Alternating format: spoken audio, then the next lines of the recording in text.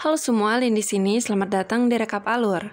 Di video kali ini, kita akan merekap alur cerita sebuah film yang bergenre drama thriller Amerika Serikat yang dirilis tahun 2005 yang berjudul Hide and Seek. Siap lanjut nonton? Ini full spoilernya. Is Charlie here right now? I think he's sleeping. Allison Calloway, seorang ibu dan anaknya yang berusia 9 tahun, Emily Calloway, sedang bermain di taman. Suami Allison adalah seorang psikolog bernama Dr. David Calloway. Suatu malam, Allison dan Emily bermain petak umpet. Setelah bermain, Allison menidurkan Emily. Allison tampak khawatir akan sesuatu hal, entah apa itu.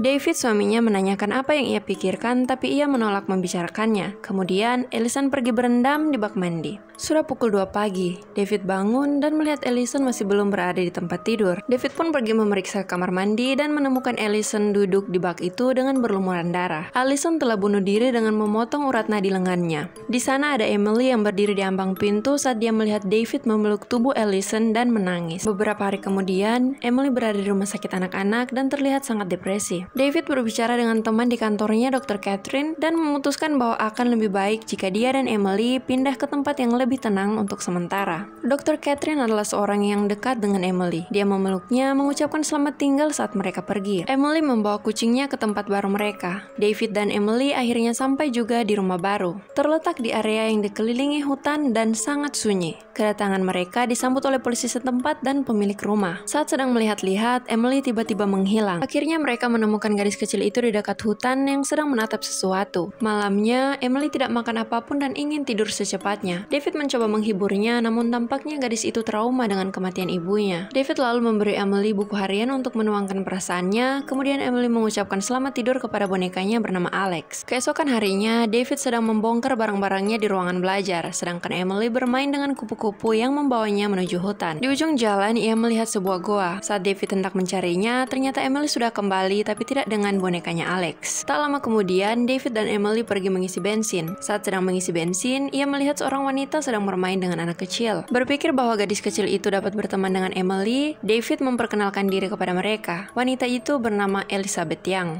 Dia tampaknya telah memikat David. David pun mengundang mereka untuk datang main-main jika ada kesempatan. Malam itu, saat mau menidurkan Emily, David bertanya tentang boneka Alex, tapi Emily menjawab bahwa ia tidak menyukainya lagi. Emily bilang bahwa dia sudah mengganti Alex dengan teman barunya bernama Charlie. Ketika David menanya lebih jauh tentang Charlie, Emily berkata bahwa Charlie tidak suka disebut-sebut. David lalu menelpon Catherine dan menceritakan kejadian itu. Keduanya sepakat bahwa Charlie adalah teman imajinasi yang diciptakan Emily untuk mengatasi traumanya. Keesokan harinya, David menemukan Alex di tempat sampah dengan wajah yang sudah terkoyak. Jadi, saat makan malam, David mencoba membicarakan tentang Charlie. Emily bilang kalau Charlie adalah sosok yang sangat menyenangkan seperti ibunya dulu. Malam itu, David mimpi buruk lagi. Dia sering mendapat mimpi yang sama tentang kejadian malam tahun baru, yaitu malam sebelum kematian Allison. Mimpi itu membangunkannya tepat pada jam waktu ia mendapati Allison meninggal. David mendengar suara, lalu pergi mengecek kamar mandi dan melihat tulisan "You Let Her Die" yang berarti kau membiarkannya mati. Air bak mandi penuh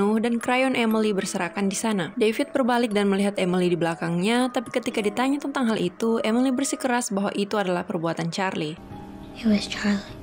Esok harinya, Elizabeth dan ponakannya Amy datang. David memperkenalkan Amy pada Emily, tapi Emily biasa saja.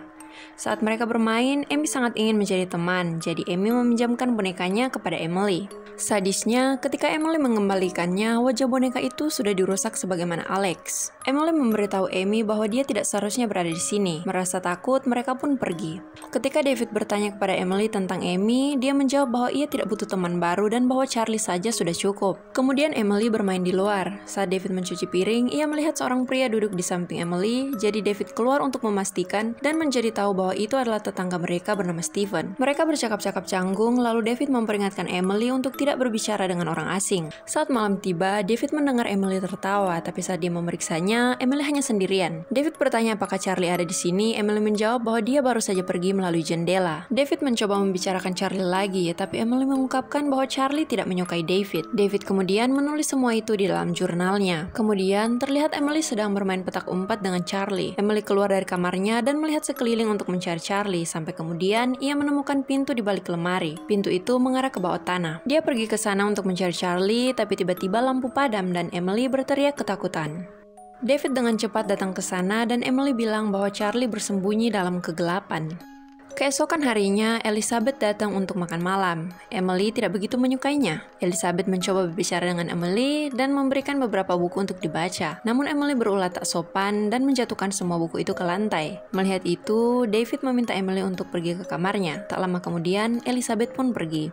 Malam itu, sekali lagi David terbangun tepat pada jam 2:06. Ada suara yang berasal dari kamar mandi. David masuk memeriksa dan mendapati tulisan yang berarti, "Lihat apa yang telah kau perbuat." Bak mandi penuh dengan air kotor. Saat David hendak mengeringkan bak itu, ia merasakan sesuatu di dalam. Itu adalah mayat kucing milik Emily. Karena marah, David pun pergi ke kamar Emily. Tapi anak itu tetap bersikeras bahwa itu adalah perbuatan Charlie. Charlie did it. David lalu membersihkan kekacauan di kamar mandi itu. Esok harinya, Emily menunjukkan kepada David gambar yang dia buat tentang Charlie dan ibunya. David mencoba memberitahu Emily bahwa Charlie tidak nyata, tapi Emily terus meneriakkan namanya. Charlie, Charlie, Charlie.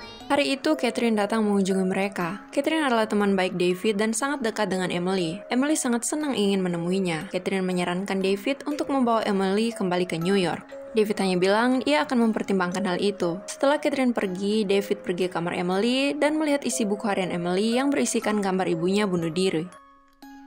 Elizabeth datang lagi hari itu, tapi karena David tidak mendengarnya mengetuk, dia masuk dan langsung ke kamar Emily. Elizabeth datang untuk meminta maaf atas kejadian malam sebelumnya, tapi Emily mengatakan bahwa dia sedang bermain petak umpet dengan Charlie dan menunjuk ke arah lemari. Saat Elizabeth membuka lemari, dia diserang oleh seseorang dan terjatuh dari jendela. Beberapa jam kemudian, seorang polisi datang untuk menanyakan keberadaan Elizabeth. Polisi itu mengatakan bahwa ia menemukan mobil Elizabeth mengalami kecelakaan dan Amy ponakannya bilang bahwa Elizabeth datang ke sini, tapi David tidak tahu apa-apa tentang kejadian itu. Polisi lalu menanyai Emily, tapi Emily berbohong dan bilang bahwa dia juga tidak melihatnya. Setelah polisi pergi, David merasa ada yang aneh. Ia melihat jendela pecah. Emily tiba-tiba menangis ketakutan. Dia memperlihatkan waktu pada saat itu, jam 2:06 lagi. David bergegas ke kamar mandi dan sekali lagi menemui kata-kata yang tertulis di tirai, "Can you see now?" yang berarti, "Dapatkah kau melihatnya sekarang?" David lalu membukanya dan ketakutan melihat Elizabeth mati tergeletak di bak mandi. David bergegas kembali ke anaknya yang menangis, tapi Emily masih bersikeras bahwa itu adalah Charlie. Kemudian David menguncinya di kamar dan bergegas keluar. Tak lama kemudian, kita melihat seseorang membukakan pintu untuk Emily. Emily lalu menelpon Catherine dan bilang bahwa dia tidak mau bermain dengan Charlie lagi. Di sisi lain, David memutuskan untuk menyingkirkan tubuh Elizabeth. Tapi saat ia sampai di kamar mandi, tubuh itu sudah tiada. Emily mengatakan bahwa Charlie baru saja pergi membawa tubuh itu. Hal itu sudah keterlaluan. David sangat marah dan bertekad untuk mencari tahu siapa Charlie sebenarnya. David pun keluar untuk mencarinya. Tiba-tiba, tetangganya Stephen muncul di belakangnya dan meminta bertemu Emily karena ia mendengar suara-suara dari rumah mereka. David menyerang Stephen karena berasumsi bahwa Stephen adalah Charlie. Ia bergegas pergi ke rumah dan mengunci pintu. David juga memperingatinya supaya menjauh dari putri kecilnya. Emily memeluk David dan memohon untuk tidak membuatnya melihat Charlie lagi. David kemudian berjalan ke ruang belajarnya, di mana dia terkejut melihat bahwa tidak ada kotak yang dibuka sejak mereka pindah. Bahkan jurnalnya pun kosong. Ia syok karena merasa bahwa ia telah menuliskan jurnal-jurnal itu sejak mereka pindah. Tiba-tiba, ia mulai mengingat semuanya. Ternyata orang yang Emily temui di goa hari itu adalah David. David sadar bahwa ia memiliki gangguan disosiatif identitas dan Charlie bukanlah imajinasi. Charlie adalah David itu sendiri. Kapanpun Charlie muncul, David akan berada di ruang belajarnya. Ia juga mengingat pesta malam tahun baru, yakni malam sebelum kematian istrinya. David memergoki Allison sedang bermesraan dengan pria lain. Charlie diciptakan sebagai cara untuk mengekspresikan kemarahan David supaya ia dapat membunuh istrinya. Sesuatu yang terlalu baik untuk dilakukan David yang penurut. Selama ini, Emily tahu tentang kepribadian ganda ayahnya, tapi tidak memberitahunya karena ia tidak yakin kepribadian mana yang membunuh ibunya sampai Charlie membunuh Elizabeth. Setiap kali Charlie keluar, David tidak mengingat apapun. Ketika David mengetahui hal ini, kepribadian Charlie sepenuhnya mengambil alih pikiran David. Charlie bilang pada Emily bahwa ayahnya sudah tiada. Can you see now, Daddy? It's okay. Daddy's gone now. Untungnya, tetangga telah menelpon polisi untuk datang memeriksa David. Polisi menemukan Emily di kamarnya, tiba-tiba lampu padam. Polisi itu pergi ke bawah untuk memeriksa, namun polisi itu malah dibunuh Charlie. Charlie merasa bahwa Emily tidak menyukainya lagi. Ia lalu memulai permainan petak umpet dan mulai menghitung. Emily bergegas ke kamarnya. Saat itu juga, Catherine tiba. Saat Catherine hendak memeriksa ruang bawah tanah, Charlie muncul di belakangnya dan mendorongnya. Charlie menguncinya di sana dan Catherine menemukan mayat polisi yang terbunuh tadi. Di sisi lain, Emily mengunci diri di kamarnya. Charlie mendobrak pintu, tapi Emily sudah menyelinap keluar melalui jendela dan melarikan diri ke hutan. Emily bersembunyi di goa. Catherine mengambil pistol polisi dan bergegas menyelamatkan Emily. Sebelum Charlie menangkap Emily, Catherine juga sudah sampai di gua itu. Tapi Charlie berpura-pura menjadi David dan saat Catherine menurunkan pistolnya, Charlie menyerangnya. Emily menghentikan Charlie dan mengalihkan perhatian Charlie padanya.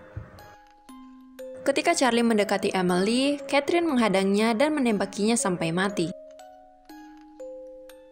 Beberapa bulan kemudian, Emily dan Catherine telah kembali ke New York. Mereka hidup dengan bahagia sekarang. Film pun berakhir saat kamera memperbesar gambar Emily tentang dirinya dan Catherine, di mana dia memiliki dua wajah yang menunjukkan bahwa mungkin dia juga memiliki kepribadian yang ganda seperti ayahnya. Demikian rekap alur cerita film Hide and Seek. Terima kasih sudah menonton, sampai jumpa di video berikutnya.